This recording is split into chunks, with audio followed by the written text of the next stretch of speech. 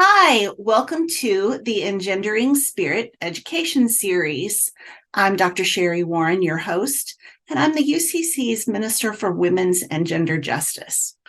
In this episode, we hear from several national leaders within the UCC about how to be more inclusive and expansive in our use of language so that we as a community can help people find belonging in our congregations.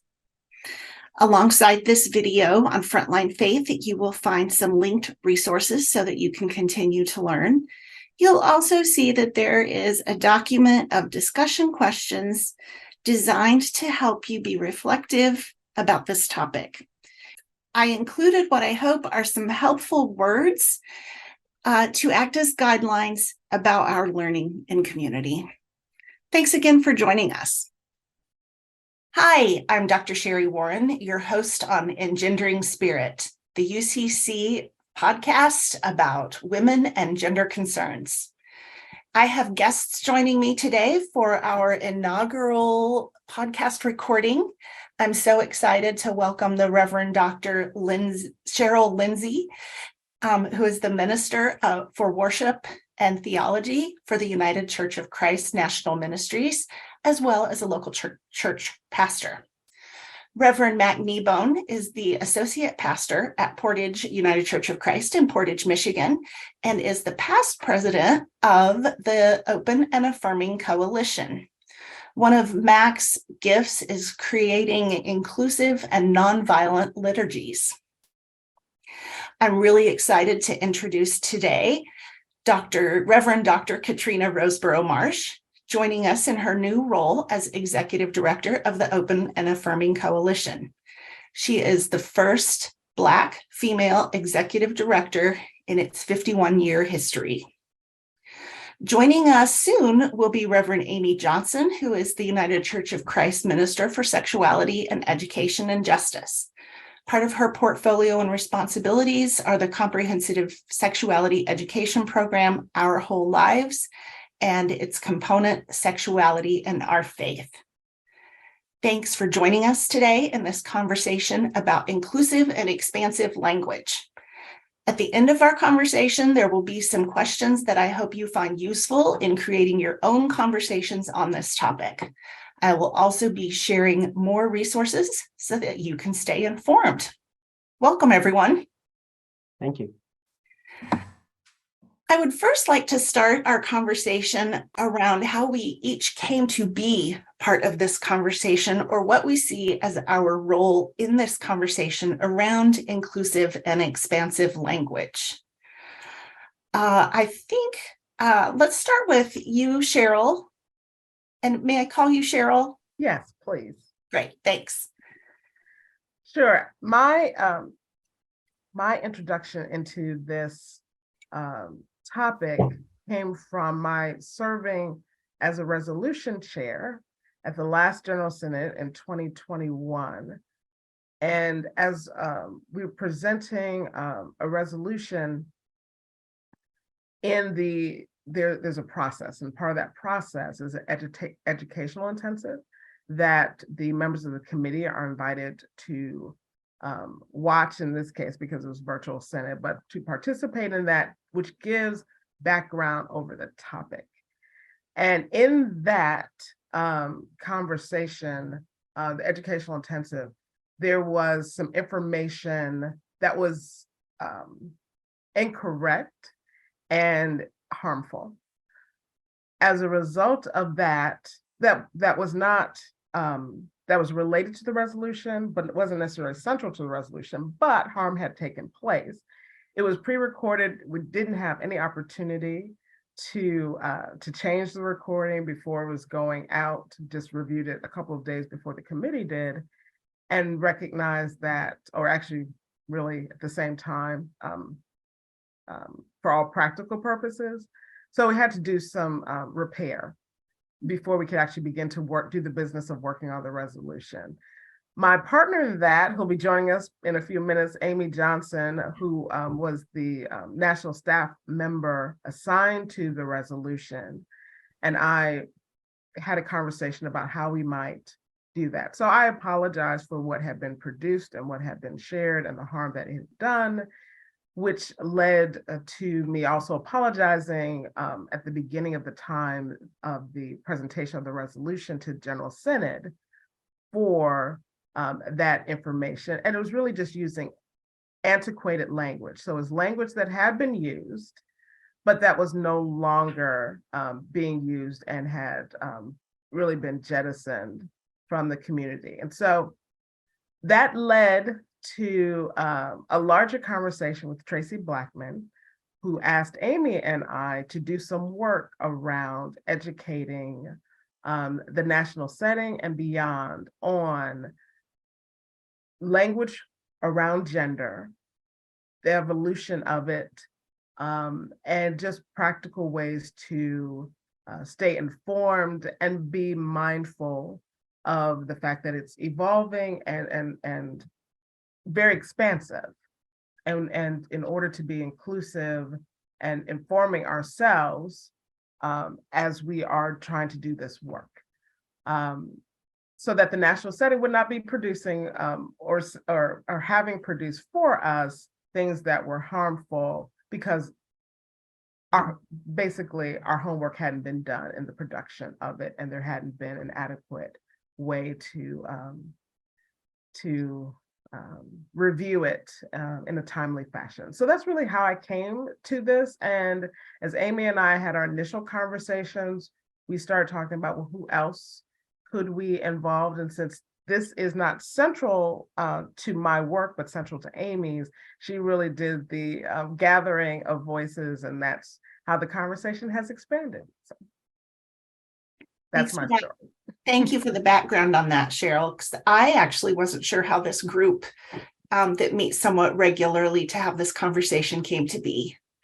Reverend Mack, how long have you been participating with this community conversation, and what brings you to it, professionally and personally?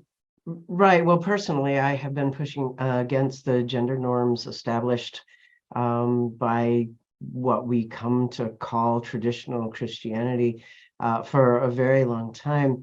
And I think my work in doing that brought me to the coalition's leadership team, where eventually I became president.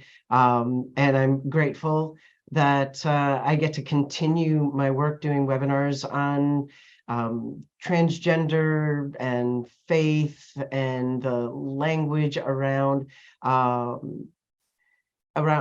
congregations can expand their own understanding of the divine and their understanding of each other. And so I think that that's what brings me to the table today, is that I've just been pursuing this for a lot of years to try to figure out how we can reimagine ourselves and each other, reimagine the divine, so that we can connect at our core level and stop putting boxes around everything and everyone and expectations.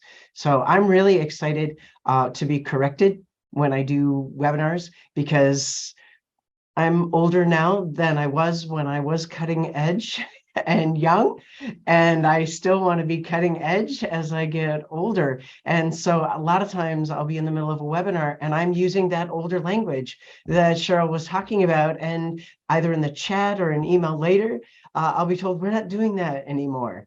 And I'm always grateful to be told that, because I want to be ever expanding and ever experiencing what people are telling me who they are and who God is to them. So this experience with you all brings me, I think, to an even better level of being able to say, well, what else is out there and who else is talking about it? So thank you for including me, and I look forward to seeing where this takes us.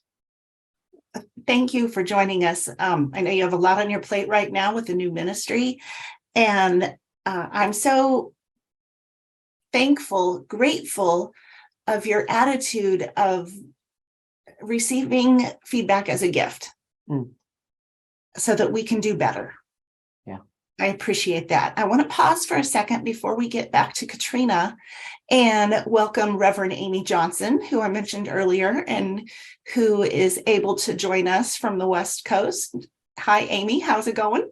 Hi, and thank you, and apologies. We have an Our Whole Lives webinar that runs until the top of the hour, and we had a little debrief after this one, which was about child sexual abuse. So I'm here, and I also have to leave a few minutes early, so I'm so sorry. This was like the if need be time for me. So I'm here as much as I can be, and I'm so delighted to see all of you today. Glad to have you for whatever amount of time you can join us. We were just talking about how we came to this work, and Cheryl had talked about a Synod resolution in which some language was used that caused harm. Mac was just sharing their own thoughts on how they came to this work and the importance of this work to them. And so I was going to turn it over to Dr. Katrina for a moment.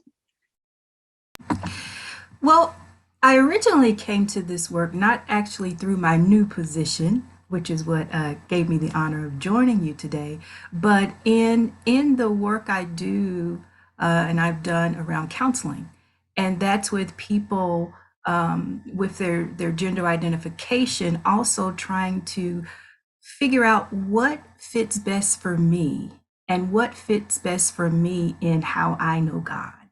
So that's my initial with it, and I get to bring that over to the position that I hold with the Open and Affirming Coalition, because when we can allow the individual to first personally identify and then validate that in the way for them where they feel heard and held, then it can open it up to the expansive space of the entire congregation. I'm making a note of your words, heard and held. That is just such a lovely phrase. And for viewers, I just met Katrina a week and a half ago at the National LGBTQ plus Task Force Annual Conference, Creating Change, and said, oh gosh, if you're available, would you like to come join us in this conversation? So I'm so glad to have met you and that we can begin to collaborate more actively. Thank you. Amy, Cheryl mentioned a little bit about the history of your conversation around the Synod and Reverend Tracy Blackman bringing you both into this conversation more formally. Do you have anything else you want to say about your role in this work or your concern with this work?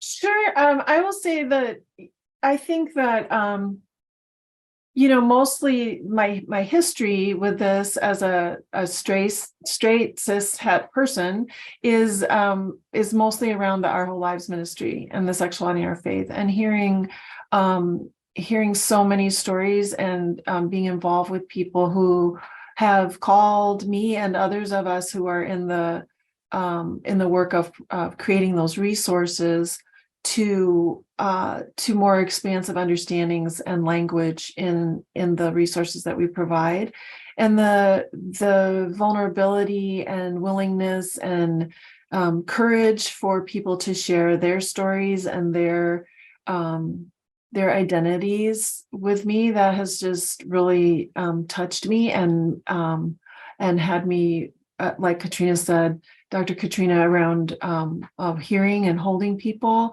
as beloved children of God, and holding God as expansive as well, like I know Mac talks about, and Cheryl as well. So it just been the most lovely, honoring, humbling journey to be able to just be in this conversation as a conversation partner, and as someone who holds privilege to be able to hopefully make changes in places that impact people in real time.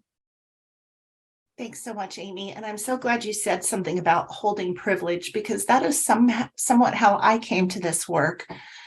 Of course, Amy and Cheryl, you invited me, to join this conversation when I first became staff for National Ministries.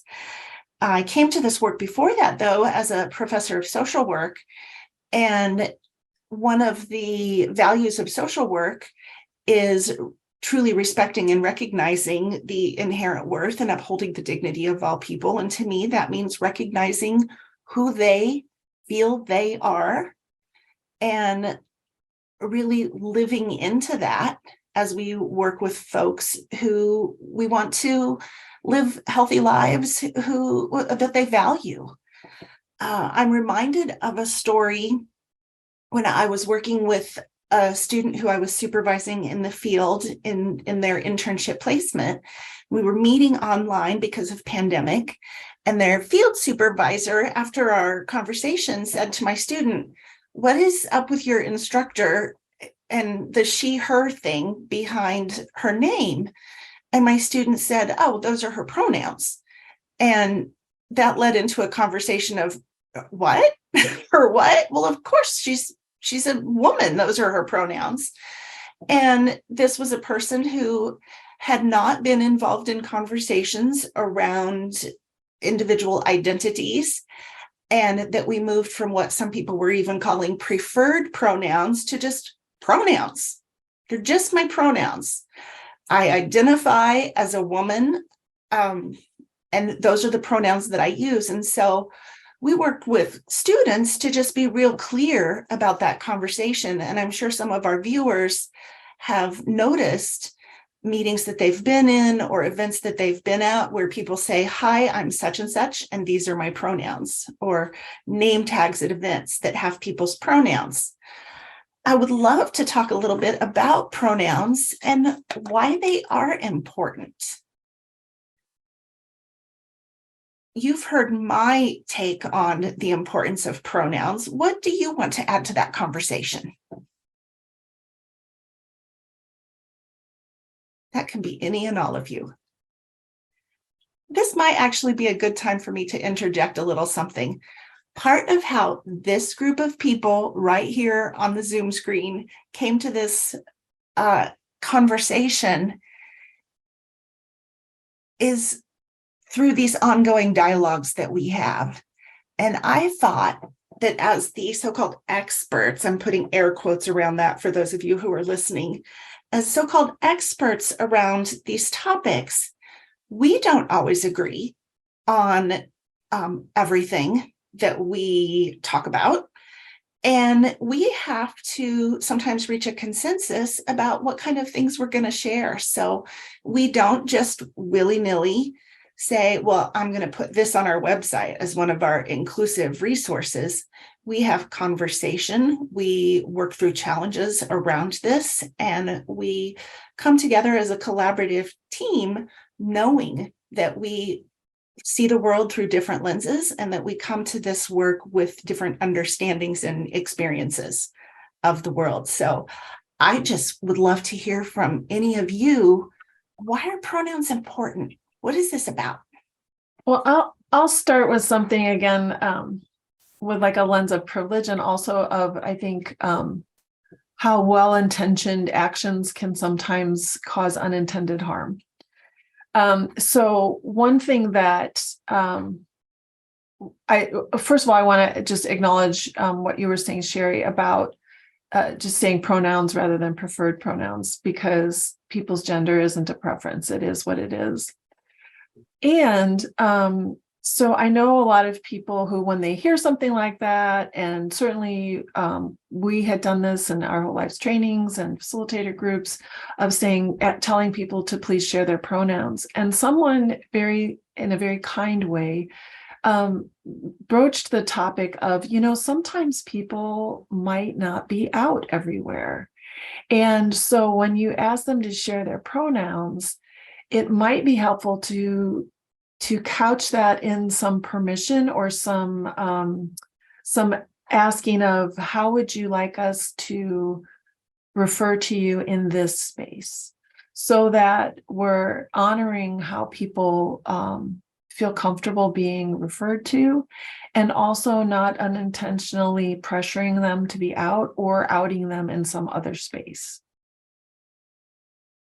Thanks, Amy. That's a great point.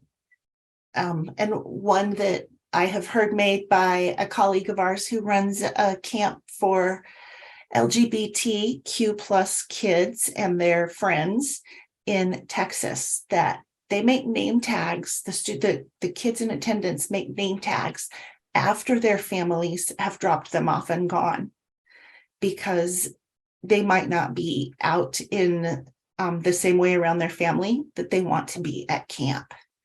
And I appreciate that. I also just realized I'm throwing around an acronym that I assume everyone watching knows. We hear these letters often, LGBTQAI plus question mark. We are talking about an umbrella of identity that has to do with gender and orientation of lesbian, gay, bisexual, transgender. Q often stands for queer, which is a word that raises some red flags for some folks. It is a word that many folks within that community are trying to claim back. And I use it with friends who use it for themselves. Sometimes there's a question mark, meaning people are questioning about their gender or their orientation. A stands often for asexual, sometimes aromantic. I will give you all resources at the end of this conversation about how to learn about those things. And I is intersex. Back to old language, we used to use the word hermaphrodite or hermaphroditic, which came out of really kind of hard science. The more common and more appropriate language at this point is intersex. So we'll have more resources about that later. Thanks for letting me digress there for a second. How about back to pronouns? Well, I can say as a person of trans experience that the pronoun usage is a tricky one, because for quite a while, I wanted to take care of the communities around me more than I wanted to take care of myself. And so I would make choices to be misgendered according to the way I understood myself, the way I identify, because I thought it was more compassionate to the people around me. Reverend Yvette Flunder took me to task on that one day and said I wasn't doing anybody any favors, and I certainly wasn't fooling anybody, and that I needed to really consider being a little bit more forthright with how I presented myself and with what I asked of people, and that I wasn't asking too much of people to say, these are my pronouns and this is how I identify. But there was still some danger, some inherent danger in making those statements, and explaining myself often took a lot more energy than I had to give at the time. So I also get to take care of myself sometimes by not having to explain myself and just being myself. But there was a certain point where it was not maybe safe for me at some level to be out everywhere all the time. And so I had to decide at what point was I trying to take care of people because I was so concerned, making it all about me, and isn't that terrible of me to do, versus I'm actually needing to take care of me by making it easier on myself. And so there were some people that they knew they had to code switch for me, pronoun wise. And that was hard on them, but because they loved me, they were willing to do it. But being able to live into my pronouns at the level that I was at was important for me to be okay. And also being encouraged by somebody who I respected so much to go ahead and bring people on the journey with me was awful helpful, but it wasn't a demand that was being made on me. So being able to transition fully in language has helped to release me. And I think that that's something that we also do with God when we use this expanded notion of the divine. We're releasing God to be God's full self in our lives, and our full selves in God's lives, and also our full selves with each other. Thanks, Mac. Now, you mentioned two things I want to lift up there. Can you say a little bit about code switching for our viewers who may not have heard of that? Well, code switching it takes a lot of different avenues. And for me, in my world as a queer person, it has to do with using language in a way that feels appropriate in certain environments, or using slang language that some people know about that other people wouldn't know about unless they were in the community. And I'm sure there are people on the panel that can talk a lot more about the definition of code switching and how it's used better than I can, but that's how I think about it for myself and for the people in my life that are in my community.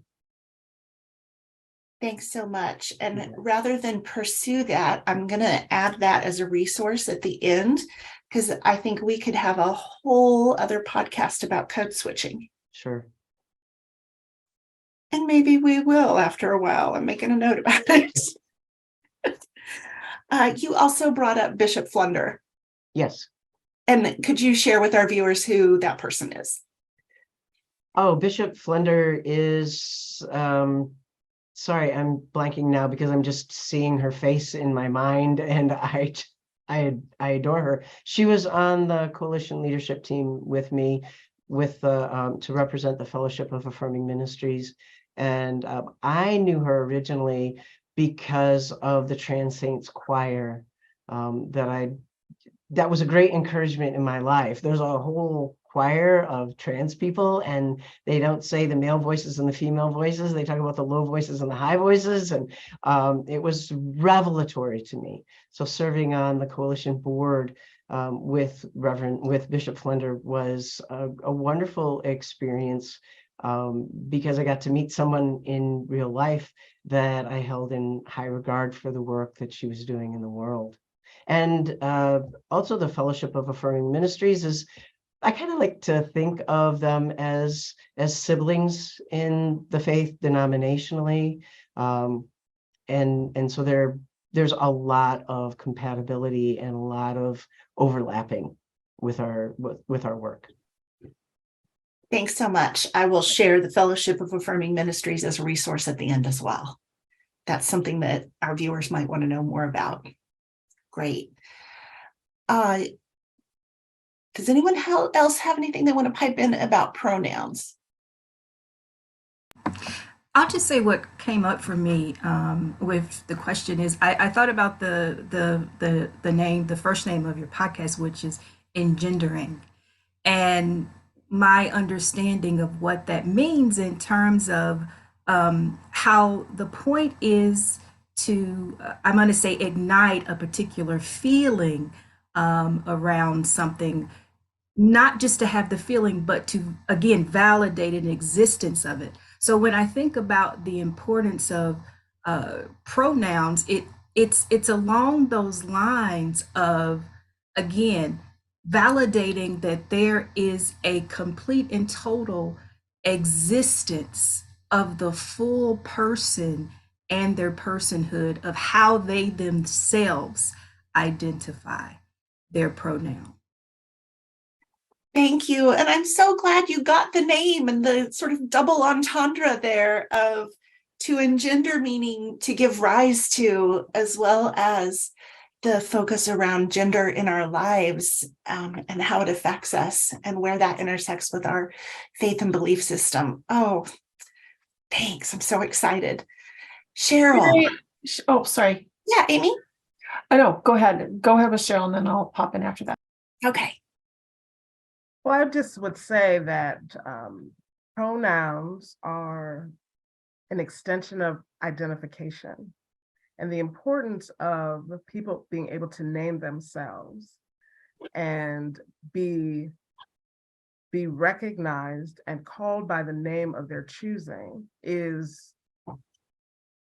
not only a sign of respect and dignity, but it's also a sign of inclusion and belonging, and impacts equity, as well. And so it's a political thing. And I think the gospel is so political that I can't separate identity with the way in which we relate to one another, our understanding of God as particular as well as expansive, and being created in the image of God, that our pronouns are a way of identifying how we reflect the God within us as well. And so I think there's so much deeper layers when we say pronouns than, and again, I'm so glad that we've shifted from the preferred to just know it is what it is. And Mac's point, it's like, it's not too much to ask. It's an act of community. It's an act of loving. This is a way to love our neighbors as ourselves. It's no more hospitable to learn someone's pronouns and use them appropriately and apologize when we don't, than it is to learn the correct pronunciation of a name that is not familiar with us. That's simply, a way of being in community and relationship with one another. And so I just really wanted to tag that aspect of hospitality and how it relates essentially to the command of Jesus to love our neighbor. I feel like I have to say amen. Beautiful. You are preaching. And that gets an amen. Thank you. Amy, what did you want to add? Yeah, and to that point of it's not too much to ask, I just wanted to lift up a couple of like kind of nitty-gritty things around this, and that I hear a lot, and maybe you have, or people who are listening have heard. And that is, one of the pushbacks is using they as a singular pronoun. And it's just not too much to ask. I just want to do that overarching thing and tag on that, Cheryl, for sure. And also another piece of that is like, I don't have to personally understand why it's true for you. I just need to respect you. And then also, I was listening to a different podcast and learned something new, which maybe I should have known, and maybe all of you know, that common use of they as a singular pronoun was really common up till about 100 years ago, when folks in the patriarchy literally snatched back the he, him and inserted that into the English language. So that's just like a little tidbit for folks who may not have known that. And then the other thing I just wanted to lift up is like right now, someone in my conference where I live in the UCC realized that even though we have passed a resolution to be an open and affirming conference, that all of our bylaws and constitutions still say he, she. And they have taken it upon themselves to bring that up as a resolution to completely change everything to they, them, their. And so there are some really practical, respectful solutions to, not solutions, but acts of solidarity and hospitality and community and relationship that we can do, even in regards to things like bylaws, which are not something that I generally think of in terms of like community and relationship, but there are acts we can take that use our power and our privilege to be inclusive and be in relationship and community with others. Thanks, Amy. And that's a fantastic practical point of how we can do this better and welcome newcomers into our communities, whether it be a form that we ask people to fill out for membership or to enroll their children into our education programs, or what we say from the pulpit and what our bylaws and procedures, the language that is used in those at the administrative level in our congregations. And just like one little other practical point. Yes, please. Like on a registration form, please don't put male, female, other. I mean, just that's really othering, right? I mean, that may seem really obvious when I say it out loud, but a lot of people think that's being inclusive. And it's really not. I mean, please go ahead and put some other genders, put non-binary, put trans/non-binary. That's even, but don't just put other. And please, other voices chime in with that. I don't want to be the only voice about that, but I know that I've heard that from many of my siblings. Thanks so much. You have all mentioned in some way or another things about reimagining the divine. I think were Mac's words, releasing God, expanding on the concept of God. We just learned a little bit about singular they and patriarchal changes that brought about the use of certain pronouns or genders around the mystery that we all experience, whatever we call it. Let's talk a little bit more about that language of the mystery of spirit and how we can be more expansive when we use language of reverence. What are your thoughts, or what are your go-to phrases as spiritual leaders to speak about the God of the United Church of Christ and the universe?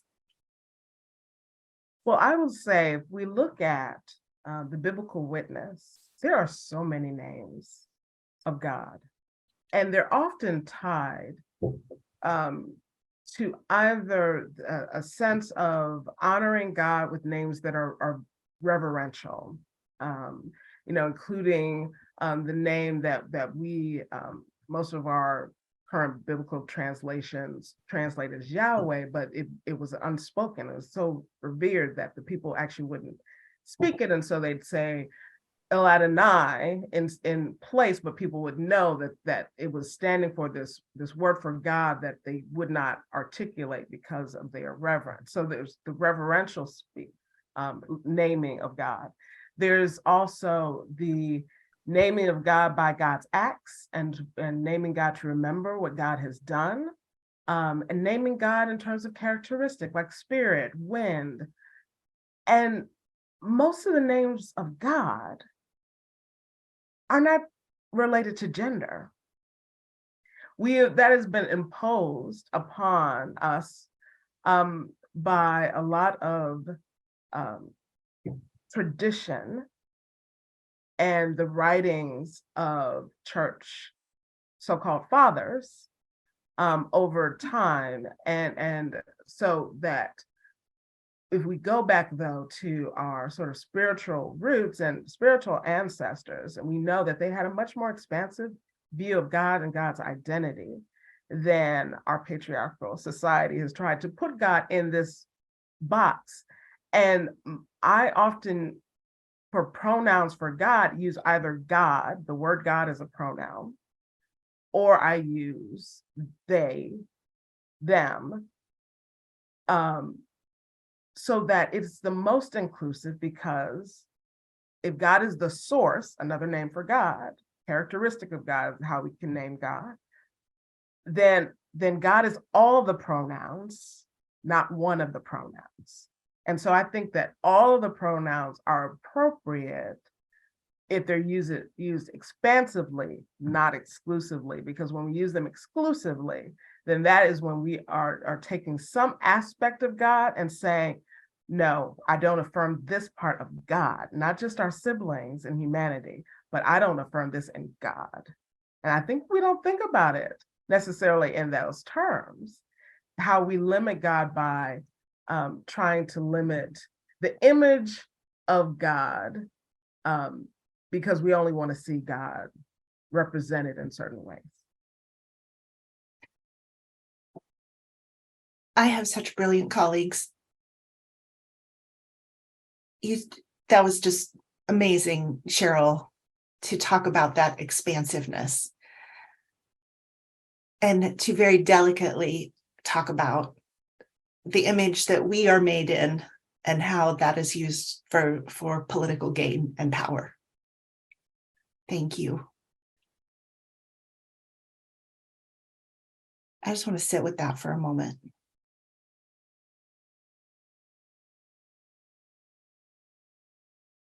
Because that's a lot.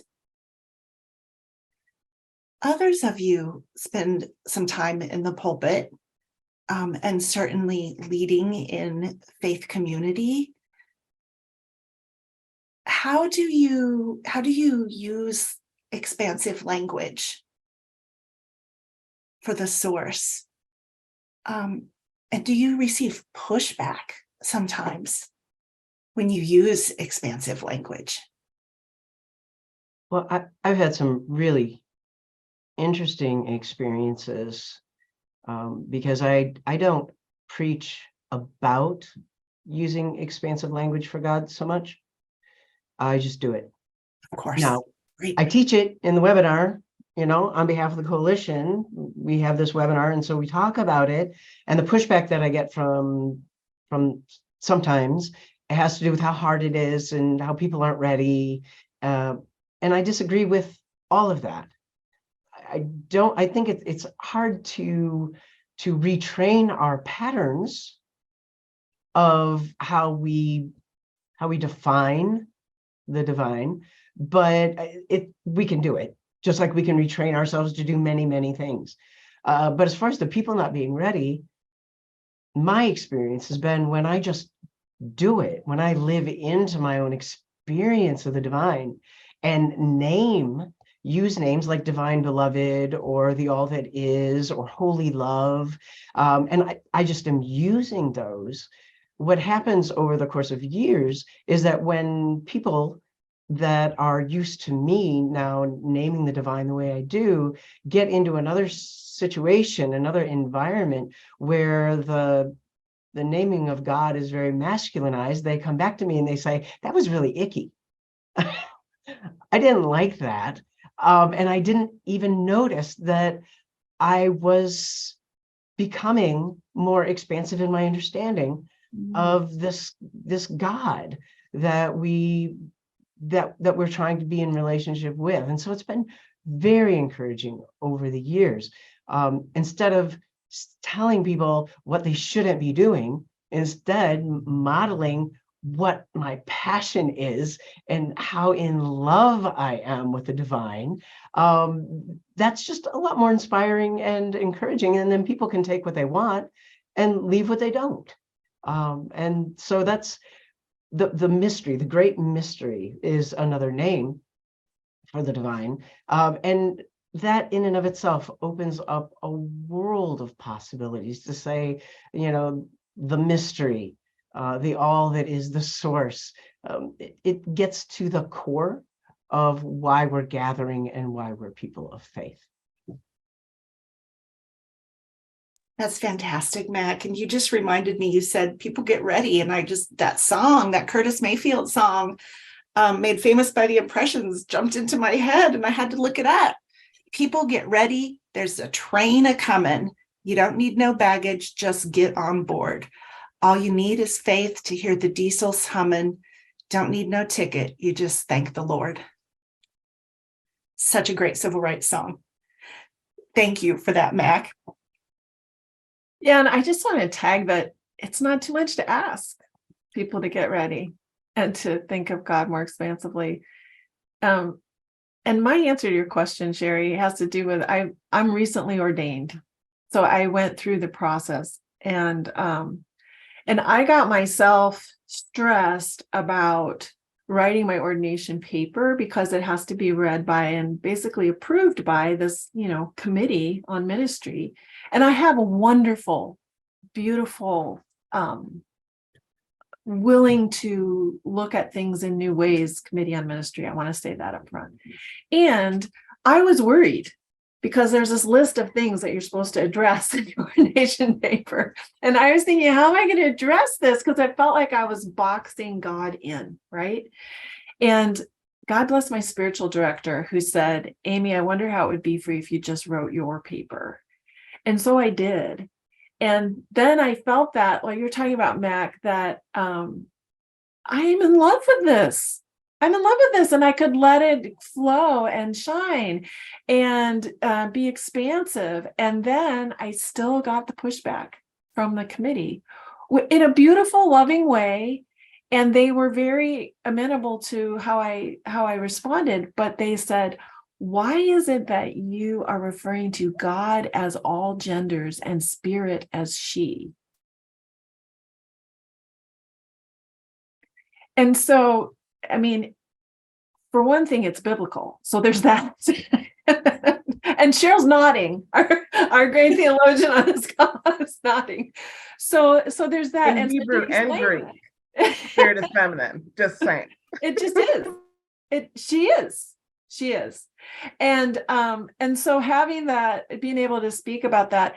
And also I will say one act that I do at sometimes using different languages. Sometimes I will use she for God, or they, because it's a way of pushing back on how exclusively the male pronouns have been used for so long, and how people are who box God in that way. I will use that to bust that box a little bit open. But yeah. How can we limit? I don't want to limit God in any way, including the use of pronouns. My experience was a little bit different from Mac. It was actually opposite. The people helped me. I grew up Baptist, and I was later on in life an associate pastor of a congregation. And the people began to refer to God as she and mother and all these other things. And at first, it was very difficult.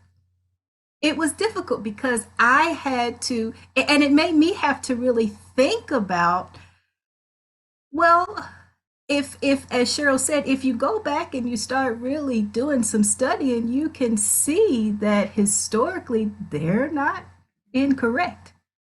They're actually accurate. And one of the biggest pushes for me to for myself learn God in an expansive way, we had this one member that called him the dude. And so when she would get excited in spirit, she would just say, dude, and but that was how she connected with God. That was how she identified God. It wasn't he or him, it was just dude. So the people are the ones who helped me to become expansive with God and pronouns. I just have to say I'm adding dude to the list. I love that. And once again, we illustrate that these aren't simple conversations, and that we aren't always the experts at these things.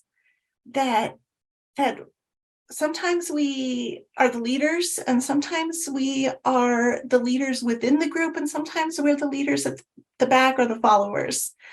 And it's constantly about staying in conversation and relationship with each other to explore these concepts. I mentioned earlier that some of us had just been at the Creating Change conference for the National Task Force. And we've had this conversation partially before around how to be respectful and inclusive and expansive with our language when we are working with folks in congregations, or wherever it is we're doing our work. And one thing that we have talked about, and that I noticed, was rise in body or spirit, coming from whoever was leading this part of the liturgy in the moment, and asking people really to stand if they are able. And this has been a challenge among lots of different denominations that I've worked with around how do we best say this. And one thing, I can't remember what service or event it was, Amy and I were both in it, and we looked at each other when this person said this phrase I'm about to share, and I grabbed my phone and thumbed it out real quick. This person said something like, I invite you to rise in mind, body, or spirit. And Amy said, well, I think, Amy, didn't you say, I'd love it if there was an and or in there? And part of our conversation that we have had, Katrina, you weren't here for this last one, that we were talking about, how do we invite people to do what we want them to do, or what we think is advisable, in a liturgy or any other kind of gathering? And how do we do that so that we are not disrespecting people's abilities or desires? And when this goes to a conversation I had with my partner, who happens to be a UU minister, Unitarian Universalist minister, he really pushes back when people say body. I invite you to rise in body or spirit, because for him, they are not separable. And we've had some conversations about what is the best, most appropriate, inclusive, and expansive language around people and their abilities. And how are we personally and professionally addressing these differences, whether we see them and we perceive them to be a particular thing, which we're not necessarily right, or the things that are inward for people and that we don't see. And I'm thinking around some things with people who are hard of hearing. We don't always see those things. We talk a lot about invisible illnesses and disabilities. What are ways that you have used language, or you've seen language get used to be inclusive when we are working in community with a lot of different people? So that's kind of a big question. I'll own that I did say that or because I was thinking about your spouse, Sherry, thinking about somebody might want to rise in body and spirit and mind or not. But also I don't have the right answer. Is there a right answer? Because, and I know that intention sometimes don't equal impact, right? The intention of, I think, rise in body or spirit is for people who are not able to or comfortable to stand during worship to still be acknowledged as being respectful, if that's something in their faith tradition that is important to them to stand or to rise in for certain parts of the service. So there's, I think there's so many ways that we can use language, and for me, like being aware of what I'm saying and trying to bring some intention into it, I think is important, and not to use something that is more inclusive than what I have used, because I'm afraid it's not the perfect term. And thanks, Amy. And I think this is one of the ways that our language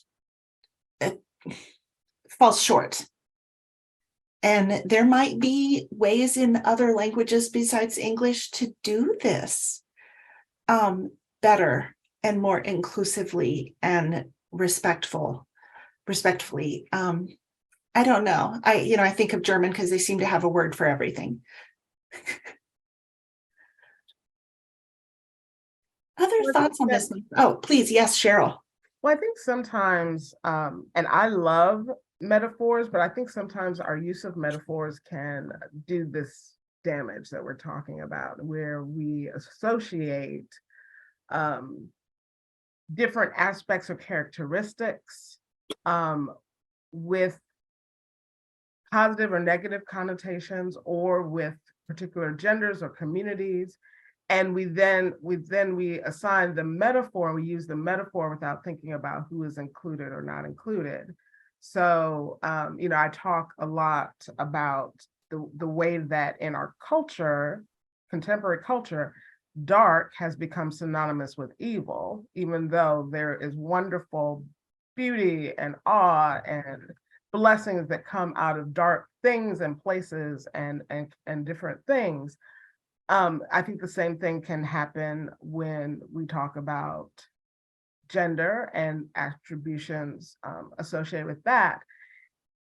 And so I think sometimes if we look at what we say and think, well, where's the origin of this? Like, where's this coming from? And being more aware and attentive about the origins. And so is this actually getting at what I'm trying to say, or am I just using something that's easy because it's become common understanding? It can also be particularly when you talk about ableist language, the amount of time that we spend saying things that are related to sight or vision or hearing in an exclusive way, where instead of maybe saying, well, do you see this? Well, maybe it's, do you understand it? Or do you recognize it? Do you acknowledge it?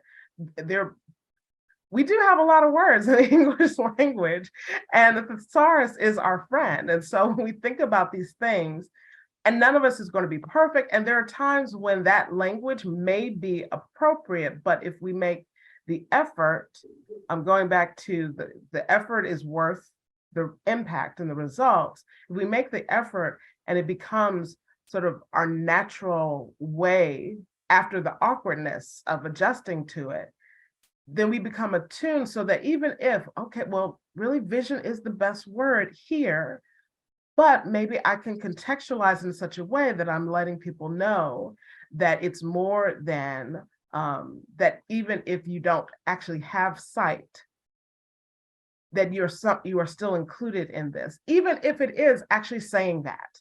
Like, I don't think we should shy away when we're struggling with our language and acknowledging the struggle, because it takes a certain amount of humility to say, I'm saying this and I know that I don't want to offend you. And if inviting that critique and opportunity to learn from others who are impacted, inviting to say, if there is, to Mac's earlier point, if there is a way that I can do this better, please help me learn, help me grow, help me be better. Thanks, Cheryl. And you speak so much to approaching all of our work with humility and always knowing that we constantly have more to learn. Thank you. And just pointing out, we lost Amy. She had another meeting that she had to go to. Go ahead, Mac. So as I have been trying to craft liturgies that are nonviolent and that are inclusive, some of the feedback that I got from folks that were in wheelchairs or who are unsighted or deaf, the pushback that I got when I was trying so desperately to not be offensive was that I was being offensive by pretending that that I was doing it right, and that by the feedback had to do with, you're not including me by excluding in what you're talking about what I can't do. You're actually just making it all awkward when you don't bring up standing when I'm not able to stand and I'm in a wheelchair. You're making it more awkward when you don't use the word vision or listen because of my disability, but instead include other things.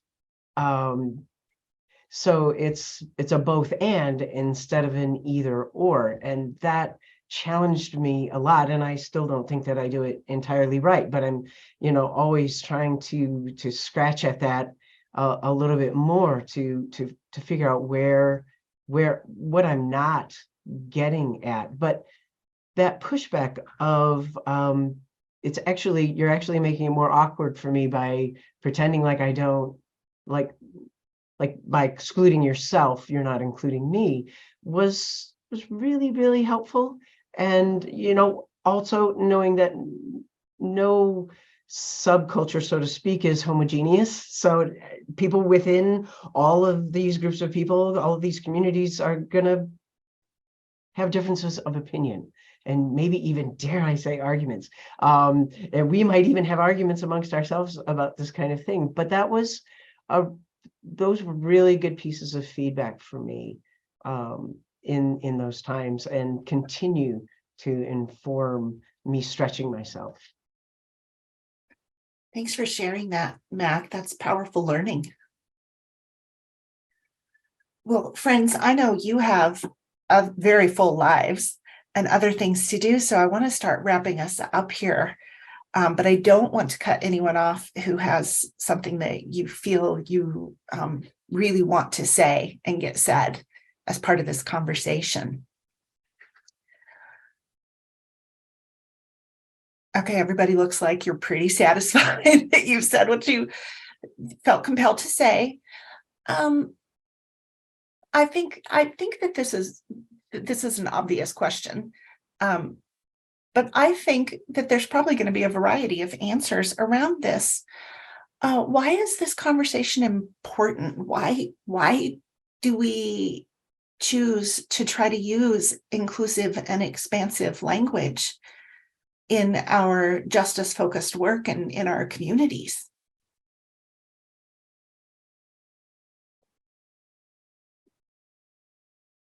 So the first thing that just popped into my mind was the beauty of a wildflower garden and all the colors and the varieties of plants and vegetation. And the rose is not diminished because the lily exists.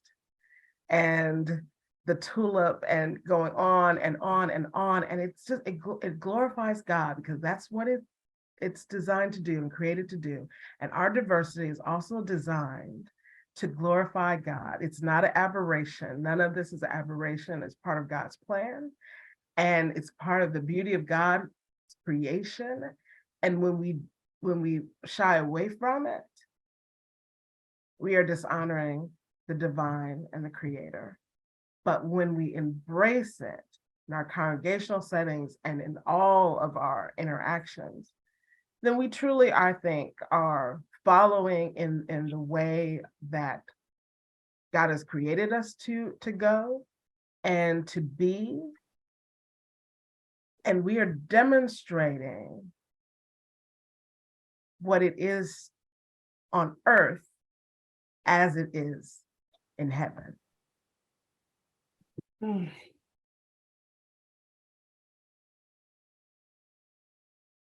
That was beautiful. That is absolutely stunning language.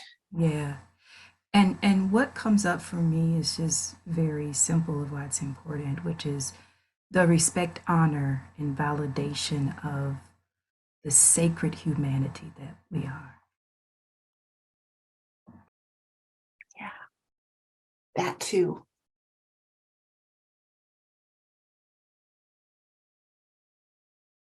Beautiful thoughts from amazing people.